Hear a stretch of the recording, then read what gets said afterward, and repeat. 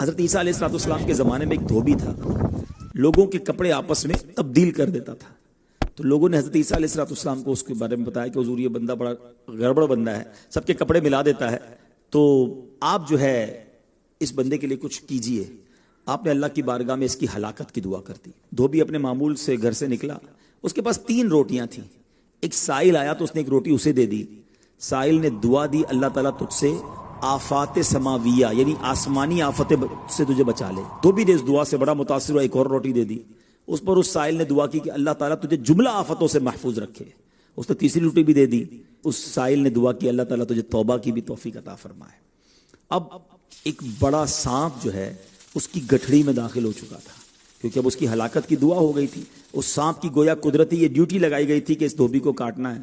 جب دھوبی کپڑے لینے کے ارادے سے اس نے گٹھڑی کے اندر ہاتھ ڈالا تو فرشتے نے اس سانپ کو لوہے کی ایک لگام ڈال دی اور وہ دھوبی سلامتی کے ساتھ واپس آ گیا۔ دھوبی کو پتہ ہی نہیں چلا کیا ہوا ہے۔ لوگوں نے حضرت عیسیٰ علیہ السلام سے عرض کی کہ اے روح اللہ، دھوبی تو صحیح سلامت واپس آ گیا، آپ نے تو اس کی ہلاکت کی دعا کی تھی، آپ تو اللہ کے نبی ہیں، ذرا سنو۔ حضرت عیسیٰ علیہ السلام نے اس دھوبی کو بلایا، فرمایا بتاؤ تم نے کون سی بھلائی کی ہے؟ کہتا 3 روٹیاں تھیں، وہ تینوں اللہ کی راہ میں صدقہ کی، اور وہ مجھے فقیر جو تھا وہ ہاتھ اٹھا کر جھولیاں اٹھا کر دعائیں دیتا رہا۔